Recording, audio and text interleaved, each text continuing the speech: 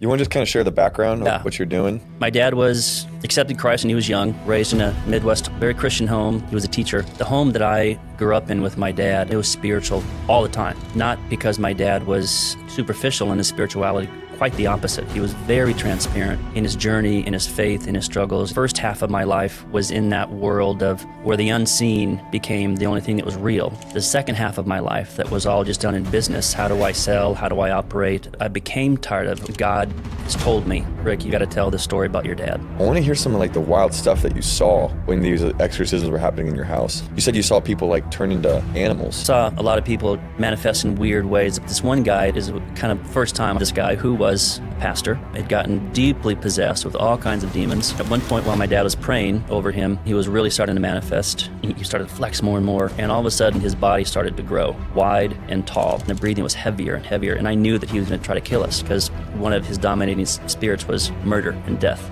As he was growing and his body was enlarging, he was standing looking at the wall, but right next to him was a window, and I saw in this window this huge, faceless, dark shape like a cloak over its head, staring at me. And in my head, I heard, I hate you and we are going to kill you. I was horrified. And this is the first time I saw angels. Whoa. In SRA, England, brilliant gal, was doing her PhD, and she said, I think I have something inside of me that needs to come out.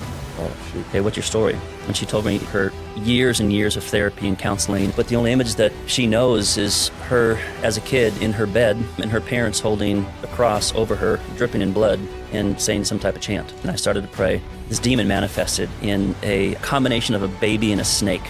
And she shrunk in size, not like down into a dwarf, like her body collapsed down into a small form. Her voice, remember that voice on Lord of the Rings with Gollum? Yes. Sounded just like that, exactly like that. People have actually been a victim of this or a survivor of this sort of SRA standing for satanic ritual abuse. Have you been shocked by how popular this thing is, the satanic ritual abuse stuff? Satan is escalating his game and influencing more and more people because the internet gives access to that type of sensation so much more. The story of that is becoming less gnarly. So he's desensitizing the public to the graphic so that when it comes around, you're almost drawn into it. And that war is so real and so palpable. There's a lot of churches who aren't embracing the message and the ministry of deliverance and the signs and wonders that Jesus told us to operate in, but the power of God won't be chained. Hold on to that thought.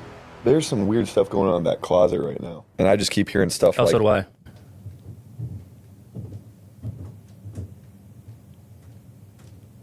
That was Rumbling on the roof. freaking weird. Yeah, that hallway, there was no one in the hallway. It was pitch black. Really? Yes.